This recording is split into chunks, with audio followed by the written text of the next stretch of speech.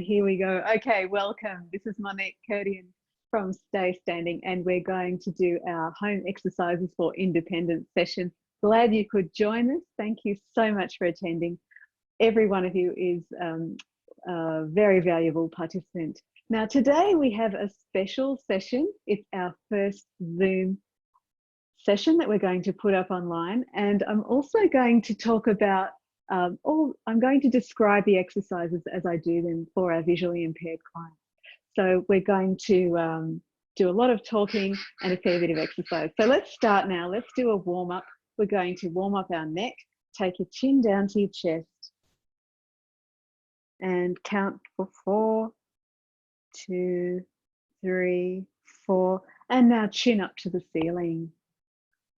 Nice deep breath. Count of 4, 2, 3, and 4, and come back down. Now, a good stretch takes about 20 to 30 seconds. So these are just guidance stretches for you. And, you know, we're going to have the recording available so you can stop and start, take 20 to 30 seconds with each of these nice stretches. So also make sure your environment is safe before you start. So I'm sitting in a chair, as you can see, and I've got my kitchen bench next to me. So I'm going to be nice and safe. I won't be falling over. Let's continue with our stretches. Take your nose over one shoulder as far as you can. And if you start to see any white spots in front of your eyes, make sure that you turn your head back to the center. And come back to the center now and try to the other side. Take your nose as far as you can towards the other side, the other shoulder. And try to go as far behind your shoulder as you can. And come back to the center. Okay, now this time we're going to look towards the outside of our knee. Just pick one knee and turn your nose down towards the outside of that knee, and then follow down further towards the floor. And just press your head down as far as you can. You can even put one hand above your head to give a little bit more overpressure there. Nice deep breath in and out. And you should be getting a nice stretch between your neck and your shoulder, and come back to the midline again. And again, take your nose towards the other knee, the outside of the other knee, drop it down towards the floor, and put your hand on top of your head, just for a bit of overpressure there. Nice stretch between your neck and your shoulder.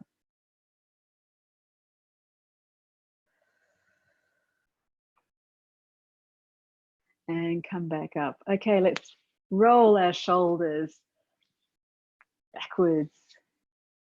So we're just warming up our shoulder joints now. Okay, and now roll them forwards.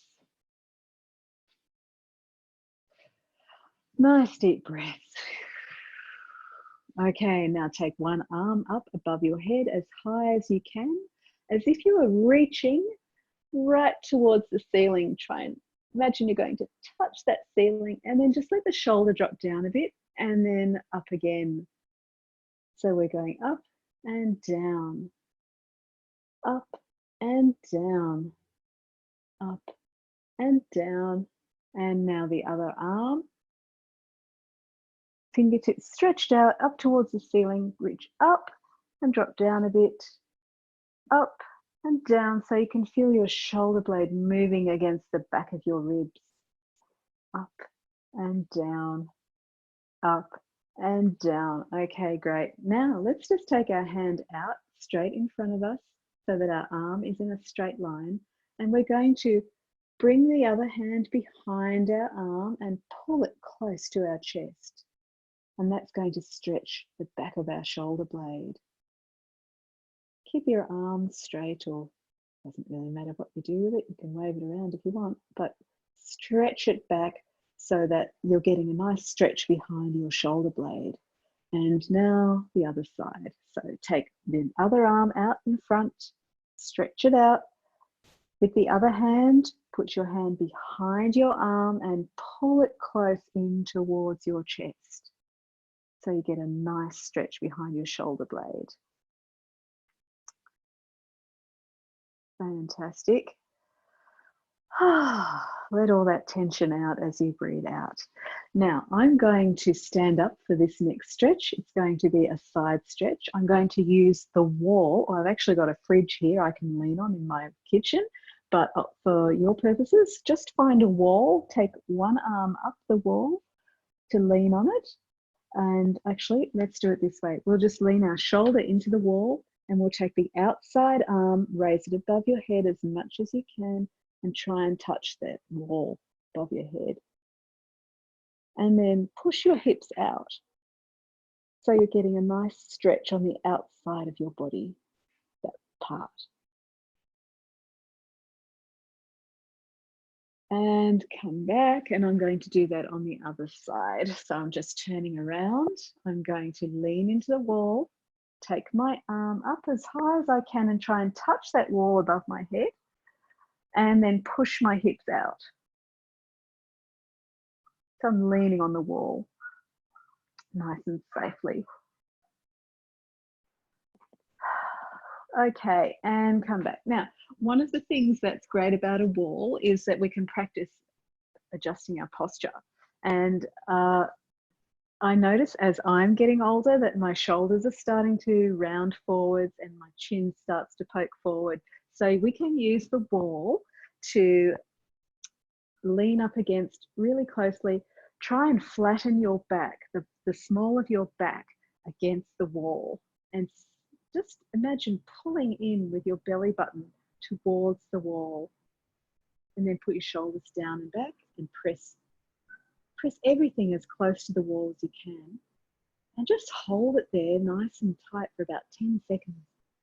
1, 2, 3, 4, 5, 6, 7, 8, 9, and 10. Okay, and now relax. Now that's kind of the beginning of some core stability work as well, because when you are doing that, when you're pressing the small of your back into the wall, you're activating some of your core muscles. I'm going to show you how to activate some more of your core muscles. And why do we want to do that? That is so that it becomes like a dynamic brace for our abdomen and our back. And that helps with reducing back pain if we have existing back pain and we want to do things like lifting or you know, just those sort of movements that will stress our back. If we can activate our core muscles, then that will stabilize the spine and reduce the pain.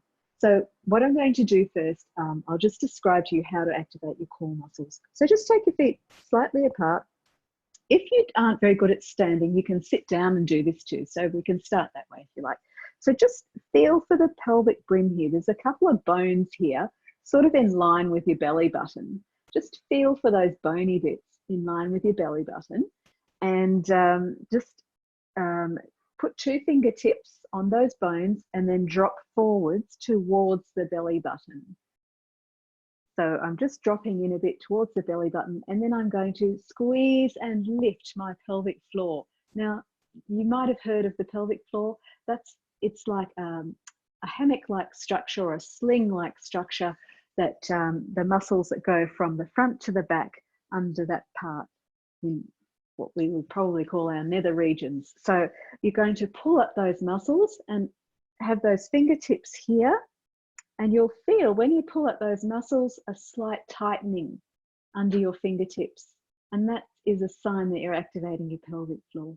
So when we're doing this exercise like we did before, when we are pressing our back against the wall and flattening our spine against the wall and pulling in our belly button, try and also squeeze and lift the pelvic floor muscles. That's actually a really good core stability exercise. So we're going to do some more exercises using our core muscles as well. I've got a couple of things. The great thing about the kitchen is there's always something you can grab to use for exercise. So you don't need to go out and buy special weights. Just go into your cupboard, have a look. I happen to have a couple of 1 litre Tetra boxes with juice in them. So I'm going to use those as weights. That's approximately about 1 litre is about 1 kilogram. And I'm going to use them in both arms. Now, if your balance is not good, please sit down while you do this. So we'll start by sitting down and then I'll progress to show you a more difficult level in standing. So squeeze and lift your pelvic floor muscles at the same time as doing these exercises. So here we go. We're going to take the juice boxes above our head. So let's do 10 of those. Ready? 1. So breathing in on the way up and breathing out on the way down. 2, 3, 4, 5, 6, 7. Remember to activate your core. 8, 9, and 10. Okay, so that's kind of a useful exercise just to keep your bones strong and to help you maintain the strength for your range above your head. Now, another exercise we're going to do, I'm going to do it in standing. So I'm going to focus on the other side of my shoulder this time. I'm going to, let me just move my chair. I am going to work on the back part of my shoulder. And why I do that is to keep my shoulder joint well aligned, because like I said, as we get older, we tend to round forwards in our shoulders. These muscles tend to get weaker at the back of our shoulders, and these ones, you know, they don't really need so much strengthening on the front. It's the ones at the back that really need the strengthening. So let's do some of our shoulder exercises there. I'm going to set my posture. So I'm doing my horse stance again, as if I was riding a horse, or kind of riding a horse. So my feet are about hip width apart. I'm slightly bending my knees and my hips. Now I'm setting my shoulders down and back, poking my chin in, and then I'm going to just take straight arms backwards, and I'm holding my juice boxes. So all of that description is in case you have a visual impairment and you're following along as well. Okay, so I'm just gently, with control, taking my juice boxes back behind me, just trying to lift them as high as I can. We'll do 5 more. 2, 3, 4, and 5. Okay, now I'll finish off that little series with the juice box. I'm going to put my elbows into my waist as tightly as I can, and I'm just going to take my arms out.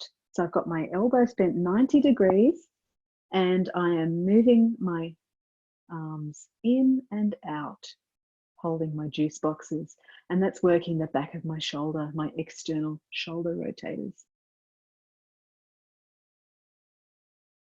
So I'll just do a few of those. Remember your breathing and your nice posture.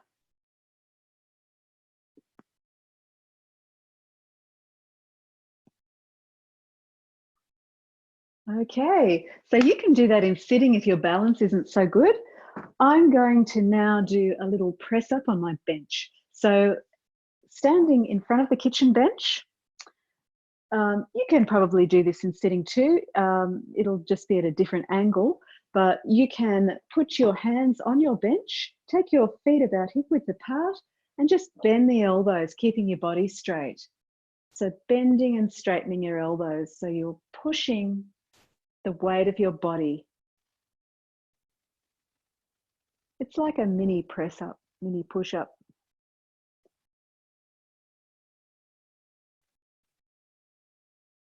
Okay, let's do 5 more. 1, 2,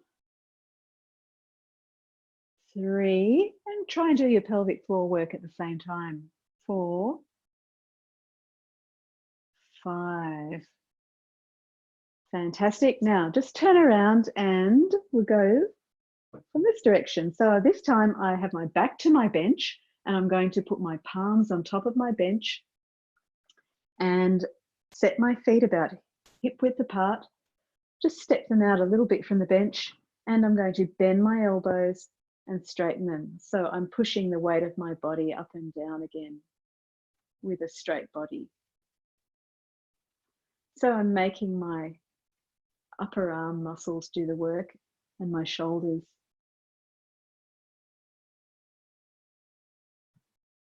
Okay, let's just do 5 more. 1, 2, 3, 4, and 5.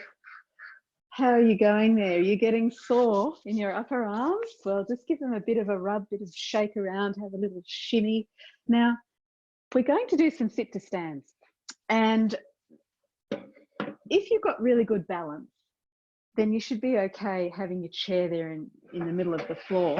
But if your balance is not so good, or if you're a bit unsteady and you're afraid that you might push your chair, just rest it up against your bench.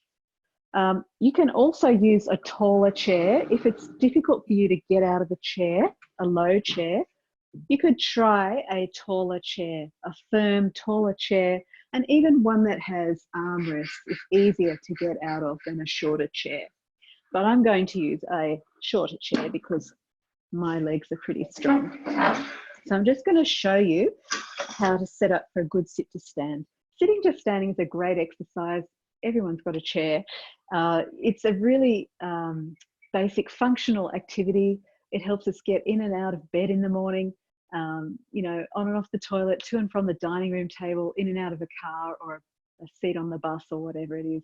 So we need to have strong thighs to do that, all these functional activities to stay independent.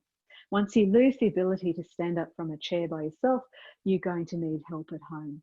So we are going to set our feet about shoulder width apart, and just make sure that your heels are about that far, 10 centimeters behind your knees. And the idea of this exercise is to make sure that your shoulders come over your knees evenly, so at the same time. And if you need help to do that, you can either, I'm just grabbing some other prop from my kitchen, you can use a broom if you've got the room. I think you might have to come forward. So you can use a broom to ensure that your shoulders are coming forward at the same time, or you can even use a dishcloth or tea towel. If you've got a long enough one, you can just do it like this. You can have that as a guide, sitting to standing, or you can simply do this if you know that you trust yourself to keep even with your shoulders over your knees. Okay, so that's what I'm going to do. I'm going to just put my hands on my both shoulders, bring them forward at the same time, and then I will stand up. Now, if you're having trouble doing that, push through your hands and gradually you'll get the strength. If you keep practicing, you will be able to stand up without using your hands eventually, probably in a couple of weeks if you practice every day. Okay, so here we go. Nice deep breath in, pushing through our feet into standing. So let's do 10 of those. Okay, evenly over the knees. That's number 1.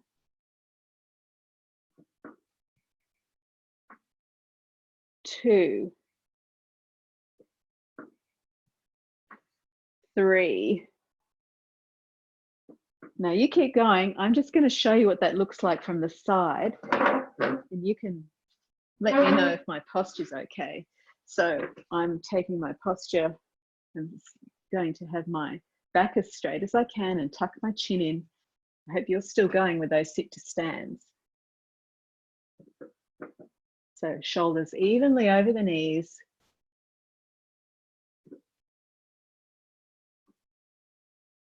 About 3. I think I've got about 3 left to do. So if you're watching this, if you're watching the recording, you can stop the recording and do as many of these as you can. Find your comfortable number. people ask me how many should I do, I usually just say try 10 or as many as you're comfortable with, and everyone has a different ability. So if you're only able to do 3, then just do those 3 and make sure that you're very safe when you're doing them. So safety is the priority here. We don't want anyone falling. Now I'm going to show you some other exercises at the bench. First of all, I wanted to show off with my bread. So here we are. This is my sourdough loaf of bread that I made. So during these home isolation times, we are getting into some nice home skills. And while I was making the bread, I realized what a great exercise it is. So as we get older, sometimes we lose our dexterity and our strength in our hands. And making bread is actually a really great way to preserve the strength in your hands, because you have to knead the dough a few times, you know, knock it back and all that. So get out those baking tins and have a go at that. Otherwise, you can use things like, if you want to train your fingers and your hand strength, just find something you can stretch them out against. We don't usually have a problem scrunching our hands inwards. It's the stretching out that is usually the problem as we get older. So I could look for a rubber band in one of my kitchen drawers. Happen to have one. So if I want to train my finger strength, I've just got a normal old rubber band that comes with, I don't know, a bunch of spinach or something, and I just do this. So I'll just get a bit closer here to the camera. You can see what I'm doing. I'm just making my fingers come out against that resistance. And I can do that with individual fingers. So it's not going to be very far because fingers aren't really that strong, but they need to be strong enough for opening jars and things, don't they? So we can do that with each finger. And of course, different fingers have different amounts of strength. My little finger's not very strong at all. So you can play with that, practice with that. Try not to ping it off at the cat or anything, but let's do some other exercises while we have some time. Don't worry, there was no cat there. No cats were harmed in this video. So now we're going to do some heel raises. They call them heel raises. And this is a great one for walking safely. So when we walk and we push into the floor and take a step, this is the muscle that needs to be strong. So we need to do this fairly regularly. Let's do 10 of those. So here we go. 1, 2, 3, 4, 5, 6, 7, 8, 9, and 10. Okay, we can do a variation on that if we want to test our balance. We can, now if your balance is not good, remember to hold on. But if you have, you know, if you want to challenge it, you can take your hands above the bench or just put a fingertip on the bench when we do that. So let's just do 5 more with some more challenging variations. So here we go. I'm going to have my fingertips on first. So 1, 2, and now I'm going to take my hands off the bench. 3, 4, 5. So we're getting more challenging as we go. Now, if you want to really challenge yourself, you can just go on one leg. So I don't advise that. If your balance is not good, then don't do the one leg. Just if you are able, then do it, and that'll be a good challenge. So take one leg off the floor. You can either hold onto the bench and go up like that. And that's really hard for anyone, actually. It's better with a fingertip on there for me. Okay, so I'm doing a few of those. Or I can do it like this if I really want to challenge my balance. But I don't recommend it like that. If you're an older adult in your 80s or 90s, why would you want to do that anyway? So make sure you're always safe. We want to stick with functional exercises that you can use in your everyday life. So, I mean, if you do want to stand on one leg for any reason, We could do it in slow motion, really, as a Tai Chi type move. Not that I'm a Tai Chi trainer, but this is a Tai Chi move where they go on one leg and they step out and take a step. So they're moving their balance around in slow motion on one leg. So when we take a step, being mindful of where our balance is in our body.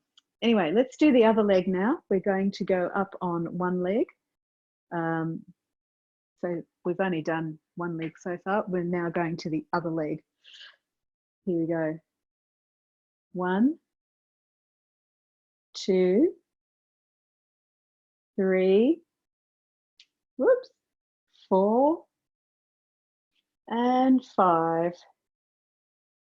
Okay, how was that? You can stop the video and practice a few more of those if you like. I'm going to show you another little balance exercise just to finish up. Now, the beauty of at my kitchen is I've got some tiles here, so I've got a straight line. So I can put my foot one in front of the other against the line. Now, this is a great balance exercise. Make sure that you hold on if you're not used to doing this sort of thing, and bend your knees and keep your body up tall. So we can just stand like that for 10 seconds. 1, 2, 3, 4, 5, 6, 7, 8, 9, and 10. And then we can take the other foot in front. Do the same thing. 1, 2, 3, 4, 5, 6, 7, 8, 9, and 10. Okay, so that is what we're looking for, by the way, is a little wobble in our feet and ankles, and that means we're training our balance quite well. That's the interaction of the brain with the muscles. Fantastic. So that is the end of our session today. We're going to put this recording up on YouTube and Facebook, and thank you for joining us. We look forward to seeing you again. Don't forget, on Friday, we're going to have a falls prevention Zoom presentation. So just look for that on the Facebook event page, and I will put the link to that underneath this video clip. So join us again, 10:30 a.m. Friday, Australian Eastern Standard Time. Thank you. Bye now.